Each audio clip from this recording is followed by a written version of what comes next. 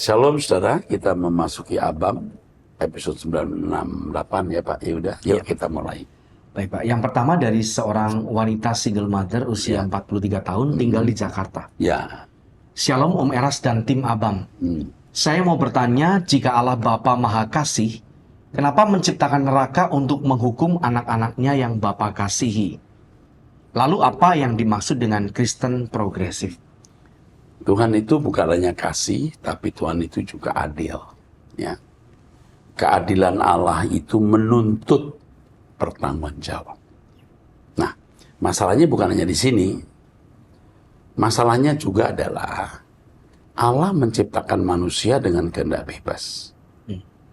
Jangan lihat aspek negatifnya jangan lihat aspek negatif tentang neraka, tapi lihat aspek positif. Ya. Kalau dengar-dengaran itu surga nggak terbayangkan keindahannya. Diciptakan gratis dan menerima surga gratis. Resikonya neraka kalau tidak taat. Ya kan? Iya. Nah, mungkin ada yang berkata, Pak, kalau begitu mendingan saya nggak hidup. Ya, nanti kamu tanya sendiri ke Tuhan. Itu prerogatif Tuhan dan nggak ada orang berhak mengatur dia. Ya. Nah, jelas nggak? Ya, jelas. Lalu Kristen progresif itu apa? Ya. Kristen yang bertumbuh dewasa. Makin sempurna seperti Bapa serupa dengan Yesus. Yuk, Baik. terus. Pertanyaan selanjutnya dari seorang wanita single mother usia 50 tahun tinggal di Bandung. Ya, Shalom Om Erasus dan seluruh tim Abam yang baik. Maaf Om Erasus, saat ini saya tidak ada pertanyaan, tapi sedikit permohonan atau request kalau diizinkan Om Erasus. Apakah saya bisa mendapatkan rekaman ulang setiap seminar dari Suara Kebenaran tentang monoteisme dan lain-lain? Kalau lewat YouTube, saya kesulitan mendapatkan session secara berurutan. iya ini masalah loh. Terus, Ya, itu. Om Erasus mohon doakan untuk anak saya yang mengalami polip sejak kecil. Anak saya yang ikut datang ke Mall Arta Gading waktu itu pada tanggal 7 dan 8 April nanti. Oh. Ini yang dari Bandung, Pak. Tanggal 7 dan 8 April nanti saya dan anak-anak berencana akan ke Jakarta.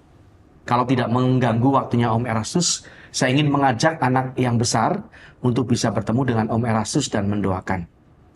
Harapan saya, Bapak akan berbicara untuk anak-anak saya lewat Om Erastus.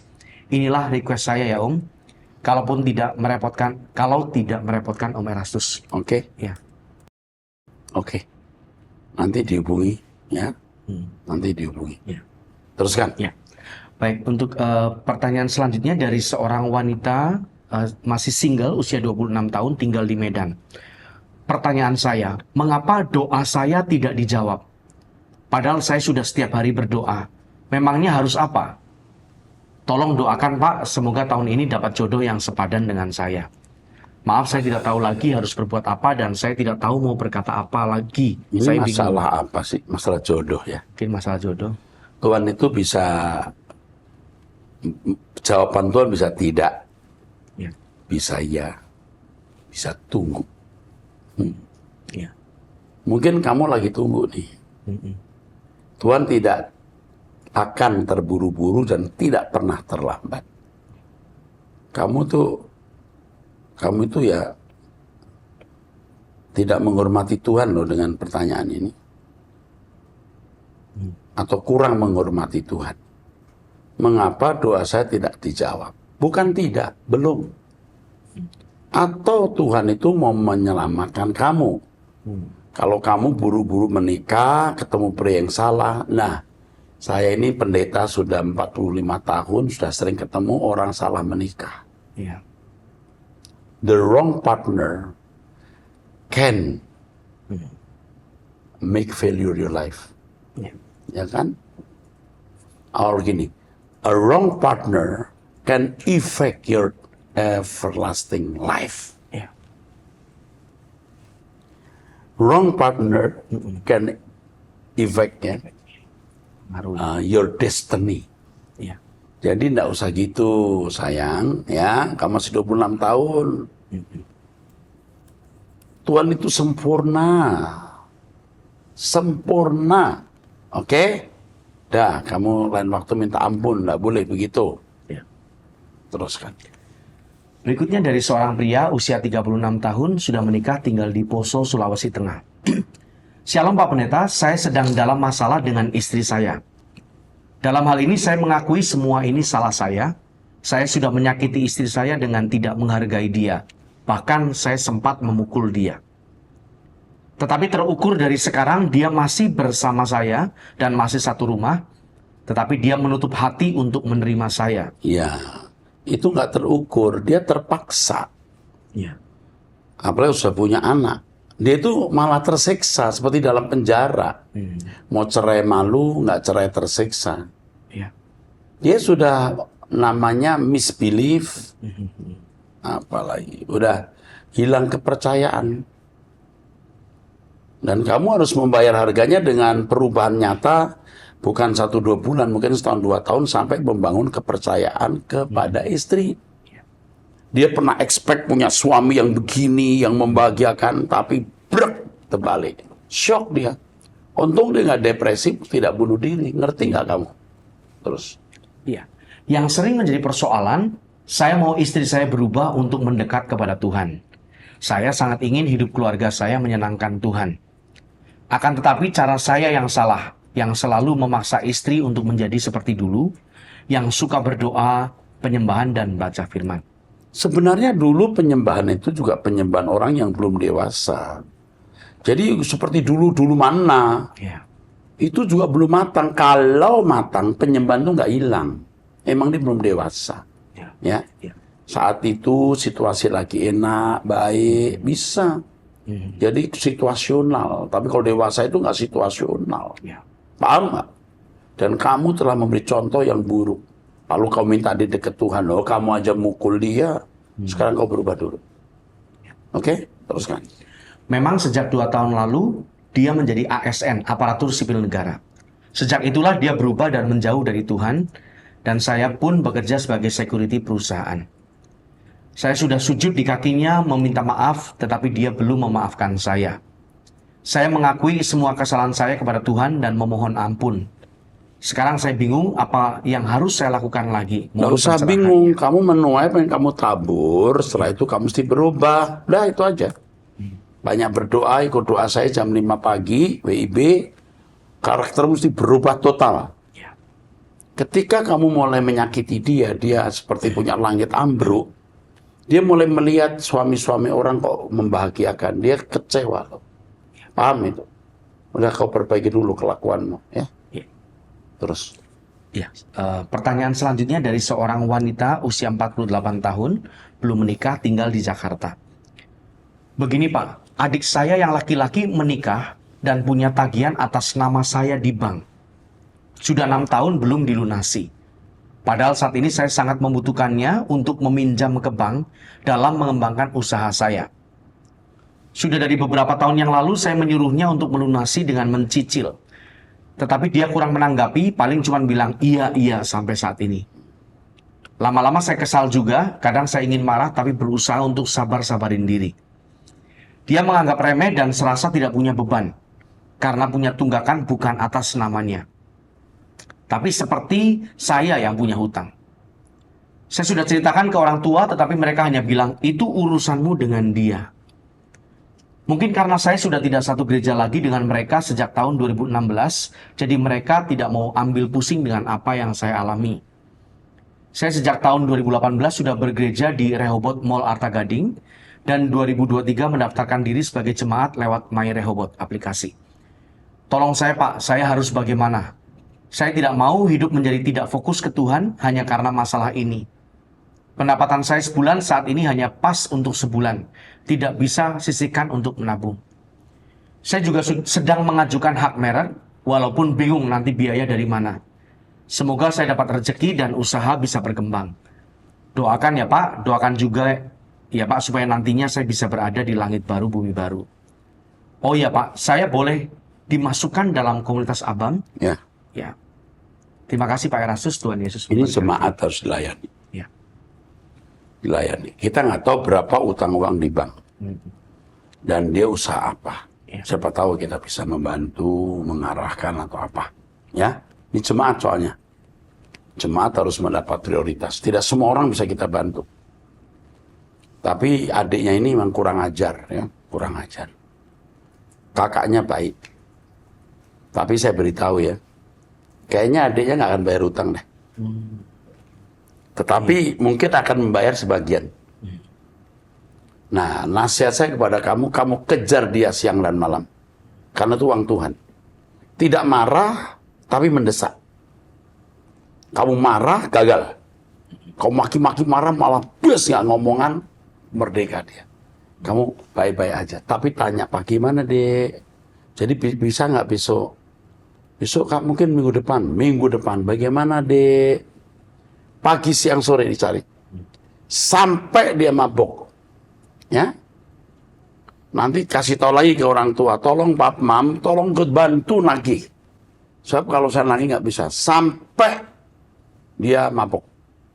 Itu uang Tuhan yang harus kamu bela. Lalu nanti mulai negosiasi. Begini aja deh, kalau 10 kamu balikin 8 ya. 8 nggak bisa, 7,5. Udah, itu aja. Oke, itu saran saya. Dan lain waktu kamu jangan sekali-kali kepada siapapun ya hutang uang di bank pakai nama kamu. Nggak boleh.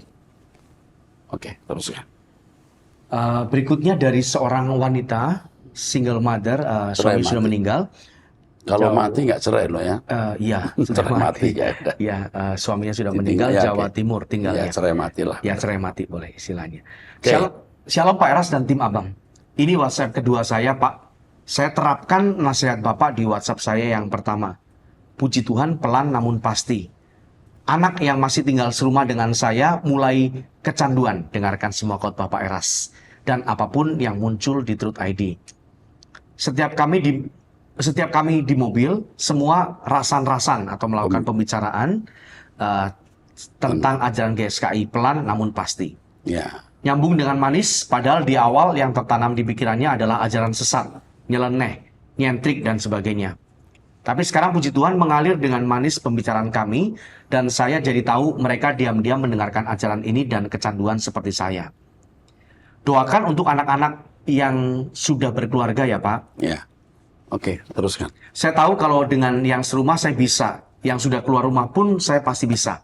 Karena ada Tuhan yang, kalau dengan serumah saya bisa, maka yang keluar rumah pun atau yang sudah berkeluarga pasti bisa. Karena ada Tuhan yang memberi saya kemampuan dan Pak Eras yang mendampingi saya dengan pengajaran yang murni. Dengan hidup suci, tulus, dan doa saya membentengi anak-anak saya dari dunia yang siap menerkam mereka. Terima kasih ya Pak. Tuhan memberkati Bapak dan tim yang setia di samping Bapak. Saya single mom dari Jawa Timur. Ya, suami sudah mendahului, sudah meninggal 17 tahun yang lalu. Oke. Ya. Ini memberikan kita penghiburan. Memang kita juga sudah mendengar kesaksian orang-orang yang tadi mengatai saya sesat.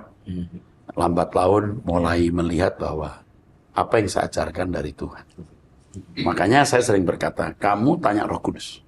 Di jemaat ya, yang kebaktian bisa sampai 3.000 sekali kebaktian, 3 kali kebaktian ya. Saya berkata, tanya Roh Kudus. Kalau gereja ini benar datang, kalau tidak, you jangan datang.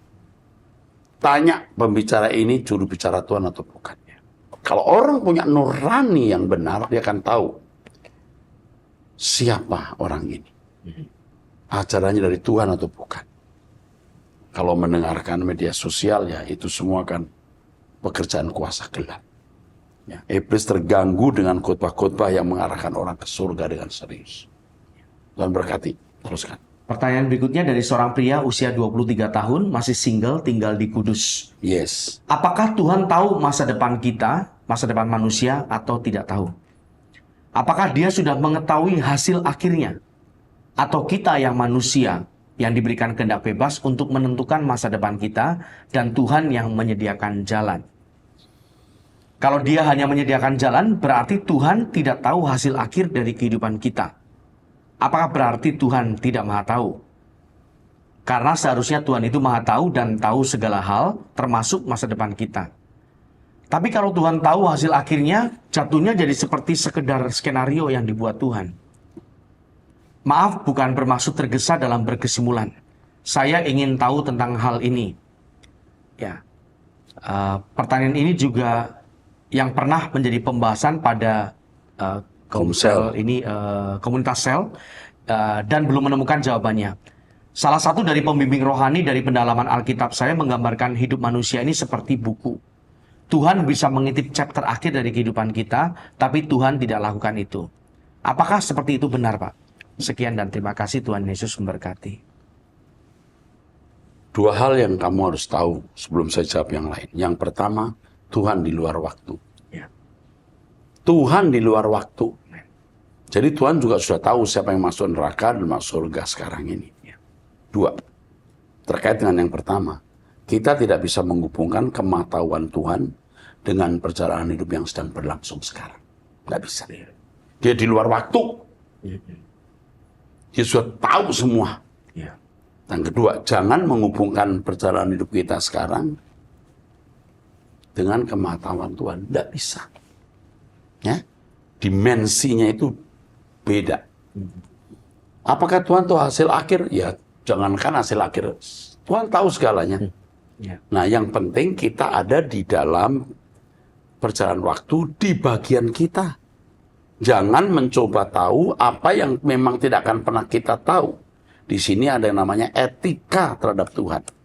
Tuhan tahu segalanya, tapi jangan coba-coba menghubungkan kematahuan Tuhan dengan kita. Maka ajaran yang mengatakan ini ditentukan selamat, ini tidak, itu salah. Kita harus menjalani hidup kita dengan tanggung jawab. Dan tidak pernah mempersoalkan Tuhan sudah tahu atau tidak di akhirnya. Itu bukan hak kita untuk tahu. Jelas Tuhan tahu. Tapi kita tidak perlu mempertanyakan. Yang penting bagaimana kita memenuhi bagian kita dengan baik. Jelas nggak, Pak? Jelas, Pak. Kalau nggak, bawa tambahin. Ya, sudah lengkap. Oke, terus. Ya, etika bertuhan tadi yang saya garis bawahi. Etika bertuhan. Oke. Ya. Baik, selanjutnya pertanyaan dari seorang wanita usia 39 tahun, menikah, memiliki 2 orang anak, tinggal di Cengkareng Barat. Shalom, Pak. Terima kasih buat pelayanan Bapak yang sungguh-sungguh memberkati. Pak, saya mau bertanya, apakah akan ada nantinya sekolah SD dan SMP dari Rehoboth? Sedang kami pikirkan. Serius sedang kami pikirkan. SMA yang sekarang ada 2 kelas ya. Iya. Itu bagus sekali. Bahasa Inggrisnya, perilaku mereka, ekstrakurikulernya bagus sekali. Dan kami ada di commercial space yang bagus ya. Di mall, lantai 5, anak-anak itu dengan berbagai fasilitas olahraga, ada futsal dan lain-lain, badminton. Nah itu kita bisa ya membangun sekolah di sini SMA. Tapi kalau untuk SD SMP sedang kami pikirkan. Nah, teruskan. Ya. Selanjutnya dari seorang wanita usia 45 tahun, menikah, memiliki 1 orang anak, tinggal di Jakarta Timur. Sebenarnya tidak ada pertanyaan, Pak. Hanya ingin mengucapkan syukur untuk keberadaan Abam ini dan memberikan semangat agar dapat terus menyalurkan berkat Tuhan atas Indonesia. Pastor, kalau boleh jangan dirubah istilahnya jadi pemburu Tuhan ya. Kok agak negatif ya kata pemburu ini. Padahal kan Tuhan bukan objek buruan. Terima kasih Tuhan Yesus memberkati. Ini hanya meminjam kata, memburu Tuhan itu artinya mencari Tuhan. Makanya kan saya bilang memburu Tuhan atau pencari Tuhan. Mencari Tuhan, ya. Iya, oke.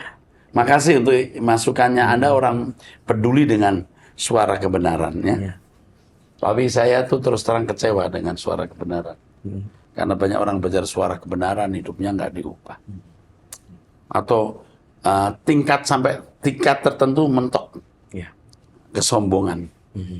Makanya harus perjumpaan dengan Tuhan. Maka saya juga membuat istilah itu pencari Tuhan atau pemburu Tuhan. Oke, teruskan. Pertanyaan berikutnya dari seorang wanita usia 28 tahun, single, tinggal di Bali. Adik saya baru saja mengakui bahwa dia adalah seorang gay dan sudah mempunyai pacar pria, adiknya laki-laki. Terus? Apa yang harus saya lakukan sebagai kakak? Terima kasih, Tuhan Yesus memberkati. Ini jawaban yang nggak bisa dijawab 10 menit. Ya. Yang pertama, kamu tidak boleh marah. Kamu harus menghadapi dia sebagai pasien. Lalu minta petunjuk Tuhan apa yang harus kamu lakukan. Karena penanganan orang gay itu macam-macam. Sesuai dengan karakteristik orang itu. Sementara itu kita berdoa. Ya, ini nggak mudah berdoa. Dan tanya psikolog yang bisa membimbing atau memberikan arahan bagaimana melayani orang gay ini. Ingat ya, kamu harus berbelas kasihan, bukan marah ya. Dia tidak ingin begitu sebenarnya. Ya. Tapi keadaan mungkin dari kecil atau mungkin dari pergaulan. Selamatkan dia, masih bisa diselamatkan. Ya. Pertanyaan selanjutnya dari seorang wanita usia 39 tahun, menikah, memiliki 2 orang anak, tinggal di Jakarta Pusat. Salah satu gereja Jemaat salah satu gereja. yang rata-rata yang hadir orang muda itu. Iya.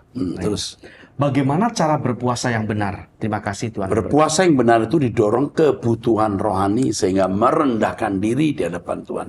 Karena merendahkan diri di hadapan Tuhan, maka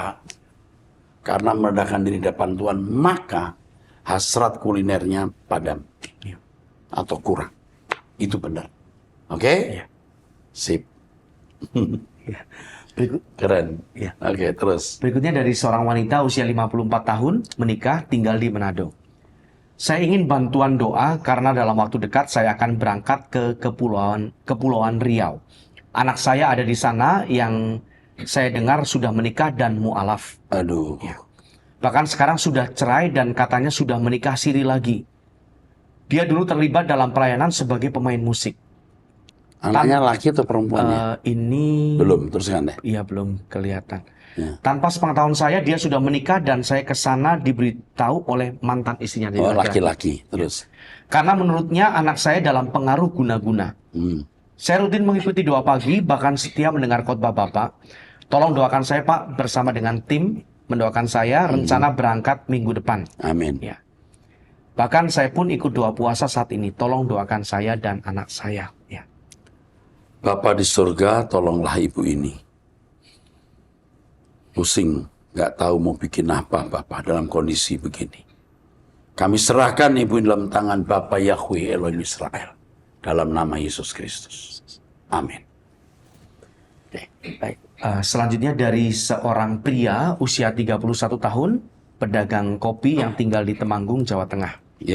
Teruskan. Pak Erastus, saya ingin bertanya bagaimana cara memarahi orang tua yang keras kepala dan egois. Stop. Ya. Tidak ada kamus anak memarahi orang tua. Nggak ada.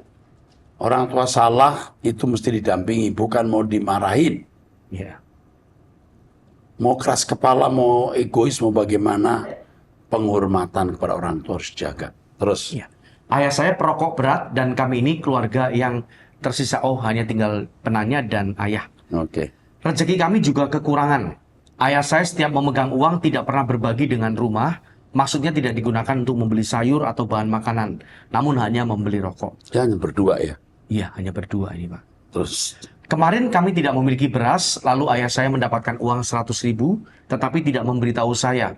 Dan hanya digunakan untuk membeli rokoknya itu. Puji Tuhannya saya memiliki pendapatan, akhirnya saya mampu membeli beras. Oh iya, padahal ayah saya suaranya sudah serak dan batuk-batuk. Kalau berbicara menjadi pelan, suaranya hampir tak terdengar. Saya hari ini hanya mendiamkan dia, memasang wajah cemberut ketika dia memegang rokok dari pagi sampai malam. Namun dia tetap merokok di kursinya tersebut. Terima kasih, Tuhan Yesus memberkati. Kamu diam tapi wajah cemberut. Wajah cemberut. Itu nggak diam. Ya, itu bahasa, itu kalimat itu. Cemberutmu itu kalimat. Jadi kamu tidak ngomong, tapi kamu cemberut. Cemberutmu bisa berarti brengsek. Itu bisa marah. Kamu gimana sih? Itu. Saran saya nih, nggak boleh marah ya. Untung kamu belum marah, ini kan nanya ya. Kamu diam tapi tidak cemberut. Kamu harus berbelas kasihan. Jangan memakai ukuran badanmu ke badan papamu. Jangan memakai ukuran bajumu ke badan orang. Dia tua, dia sudah usur, pergaulannya mungkin buruk, gennya juga mungkin buruk. Nah, kamu mengenal kebenaran, kamu mestinya sabar, sayang. Coba kamu persepkan papamu memasuki langit baru, bumi baru. Ini papamu sekitar usia 60 kita ya. Iya. Usia anaknya 31. Atau 50 segitu ya. Mungkin iya, paling mudanya 50-an sekian. 50 sekian. Ya, 50 sampai 60 ya. Kamu nanti nyesel loh kalau papa meninggal. Sekarang kamu belum nyesel, kamu kesel. Kamu belum menyesal, sekarang kesel yang ada karena kelakuan papamu. Kasihan dia, nak, ya, kasihan. Mulai sekarang nggak cembetut. Kalau dia batuk, kamu ambil air putih. Iya. Kasih.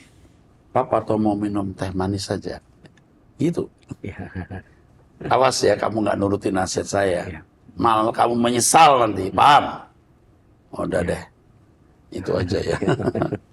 Aduh, nih anak kok marah orang tua, anak mana boleh. Terus. Pertanyaan selanjutnya dari seorang wanita usia 47 tahun, sudah bercerai, memiliki satu orang anak, tinggal di Jakarta, jemaat dari satu gereja di Jakarta. Saya ada 2 pertanyaan. Saya cerai hidup sudah 20 tahun. Wah. Iya, mantan umur 27 udah. Iya, umur 27 sudah bercerai berarti, Pak. Mantan suami saya sudah menikah lagi. Apakah dalam Kristen saya boleh menikah lagi?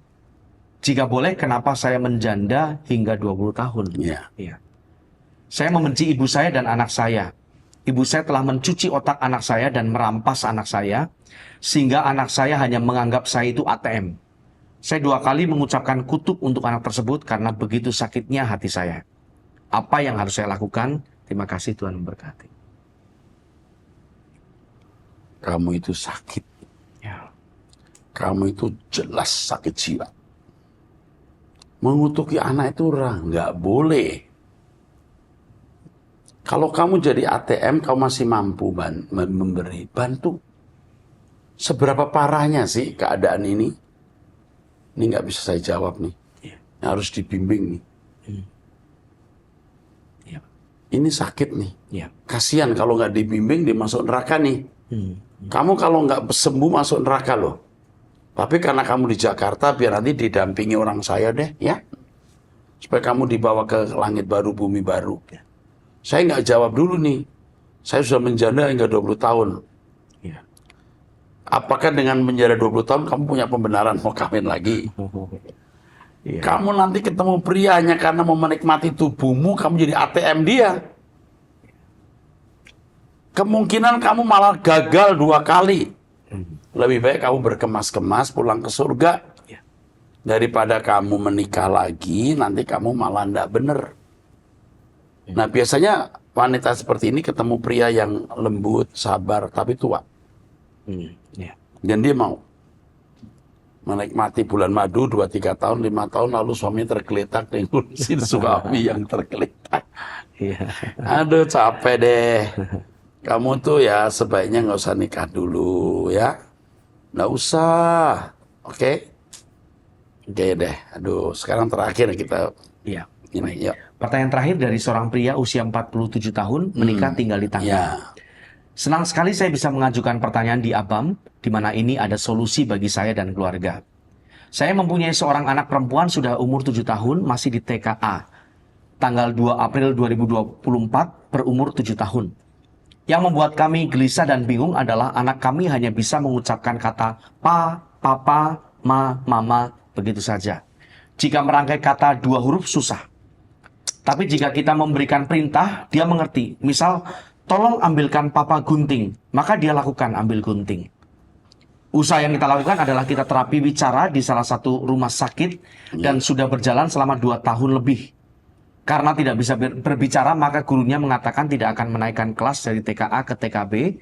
Sebab di TKB harus sudah bisa membaca. Apa yang harus kami lakukan ya Pak? Apakah keluar dari sekolah formal pindah ke homeschooling? Terima kasih, Tuhan memberkati.